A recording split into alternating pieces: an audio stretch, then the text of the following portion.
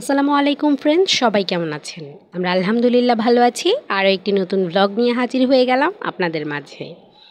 আর সকালে ঘুম থেকে উঠে নাস্তা করে নিচ্ছি।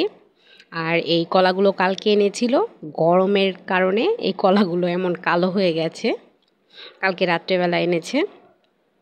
আর এই তো নাস্তা খাওয়া শেষে আমি একটু চা খেয়ে নিচ্ছি, রং চা।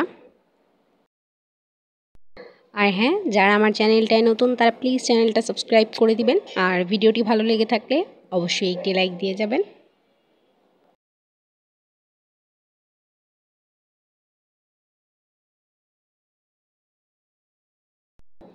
এরপরে নাস্তা করে চলে এলাম রান্নাঘরে। আর আজকে শুটকির তরকারি রান্না করা হবে। প্রচুর পরিমাণে গরম পড়েছে, মাছ মাংস আর খেতে ইচ্ছে করছে না, তাই ভাবলাম আজকে শুটকির তরকারি রান্না করা যাক। আর শুটকি, বেগুন, মিষ্টি আলু, সজনে ডাঁটা এগুলো দিয়ে শুটকির তরকারি রান্না করা হবে। যে সজনে ডাঁটাগুলো কেটে রেখেছে, আর এটা কাচকি মাছের শুটকি। আর এই জায়গায় মিষ্টি আলুও রয়েছে, কেটে রেখেছে। আর পাট শাক ভাজি করা হবে। প্রথমে শুটকিগুলো একটু শুকনো খোলায় ভেজে নিচ্ছি। শুটকিটা ভাজা হয়ে গেলে তখন আমি এটা ধুয়ে নেব। এখন একটু ভেজে তারপর চেলে নেব, যেন শুটকির বালুটা পড়ে যায়।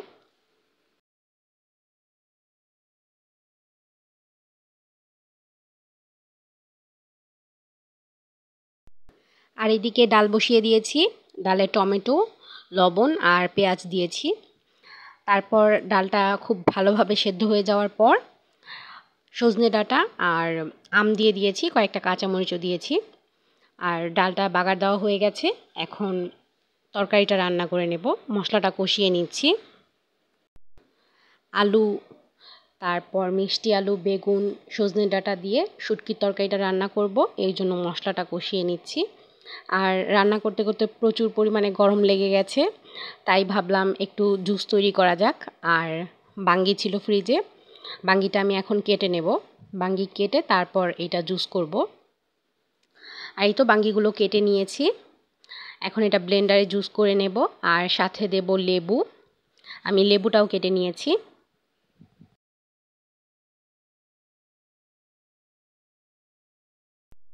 এই তো লেবুটা কেটে নিয়েছি। আর এখন এটা ব্লেন্ডারের জগের মধ্যে দিয়ে দেব। সবগুলো বাঙ্গি একসাথে দিয়ে দেব। সাথে দেব বিট লবণ, লবণ আর দেব চিনি। চিনিটা একটু কম দেব, কারণ প্রচুর পরিমাণে গরম, এত গরমে খুব বেশি মিষ্টি খাওয়া ভালো না। আর লেবুটা দেব, দিয়ে আমি ফ্রিজে ঠান্ডা পানি দিয়ে ব্লেন্ড করে নেব এটা। আর সবগুলো লেবু এখন চিপে দিয়ে দেব এর মধ্যে।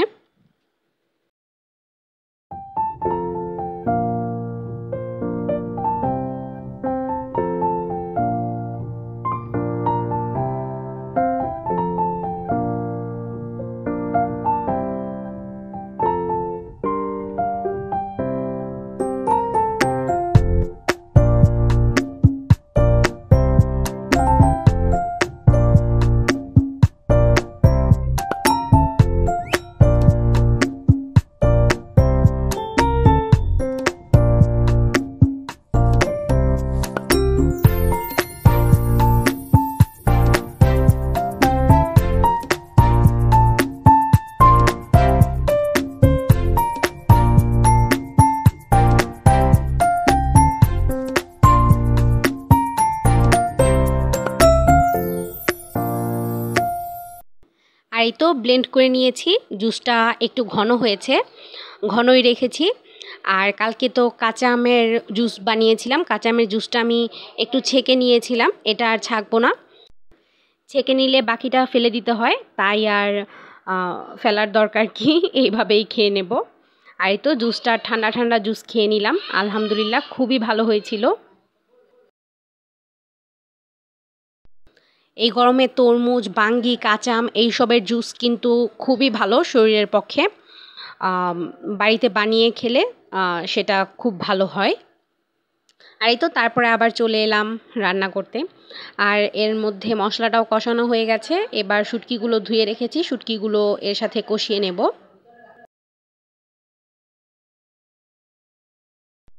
শুটকিগুলো খুব ভালোভাবে কষানো হয়ে গেলে তখন এর মধ্যে সবজিগুলো দিয়ে দেব। একদম তেলটা উপরে ভেসে উঠলে তখন এর মধ্যে তরকারিটা দিয়ে দেব।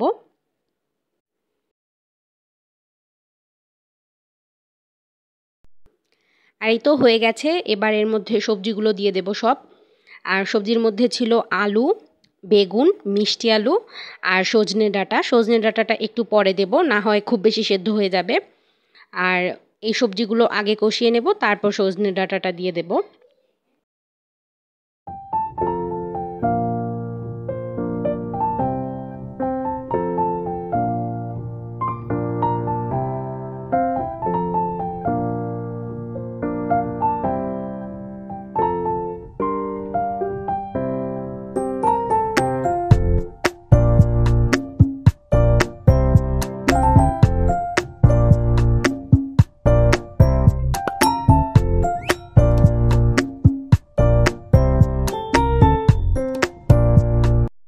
আর এই তো তরকারিটা কষিয়ে নিয়েছি। এবার সজনে ডাঁটাটাও দিয়ে দিলাম আর একটু পানি দিয়ে দেব। তারপর কিছুক্ষণ জাল করে নামিয়ে ফেলবো।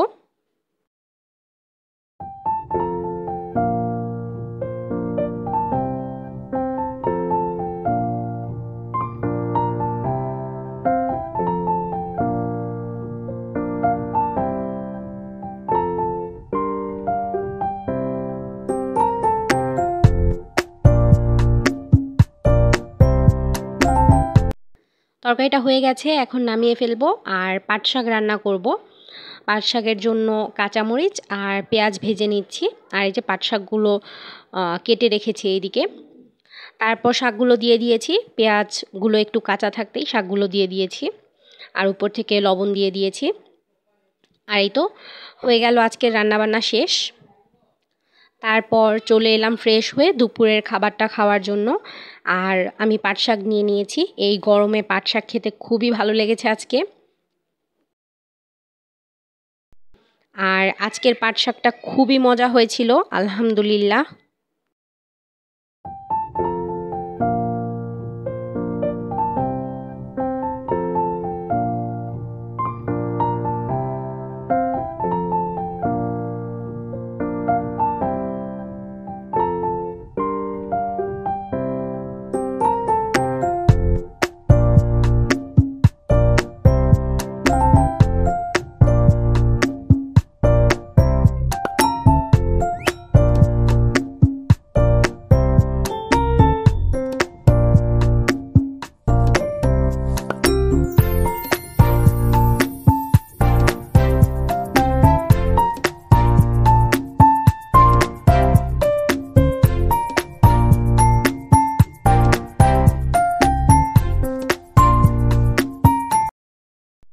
শাক দিয়ে ভাত খাওয়া শেষ করে শুটকির তরকারিটা নিয়ে নিলাম। আর সজনে ডাঁটা অনেক দিন পর খেলাম।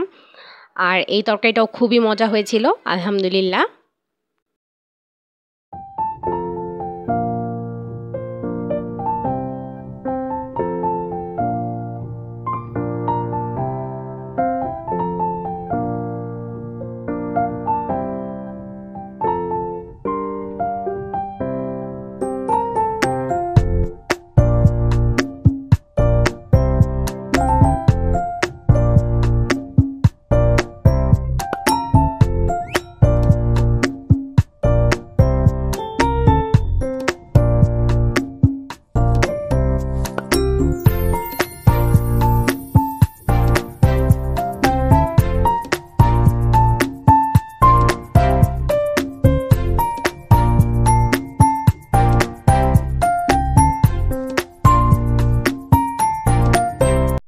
দুপুরে ভাত খাওয়া শেষ করে বিকেলের কাজটা শেষ করলাম। তারপর পুরি এনেছিলাম, পুরি খেয়ে নিলাম সন্ধ্যার নাস্তা হিসেবে। পুরি আর সাথে ছিল সালাদ।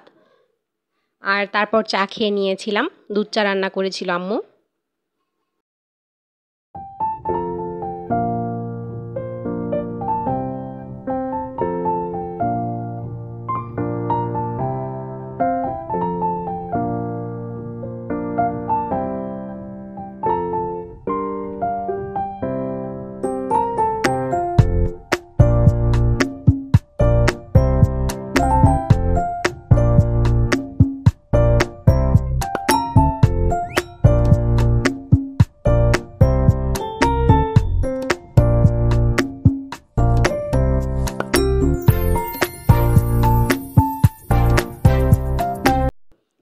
এই তো চা রান্না করে নিয়ে এসেছে আম্মু। আর এই তো আজকের ভিডিওটা এ পর্যন্তই। ইনশাল্লাহ আগামীকাল দেখা হবে নতুন আরও একটা ভিডিও নিয়ে। ততক্ষণ পর্যন্ত সবাই ভালো থাকবেন, সুস্থ থাকবেন এবং আমাদের জন্য দোয়া করবেন। আর ভিডিওটি ভালো লেগে থাকলে অবশ্যই একটি লাইক দিয়ে যাবেন।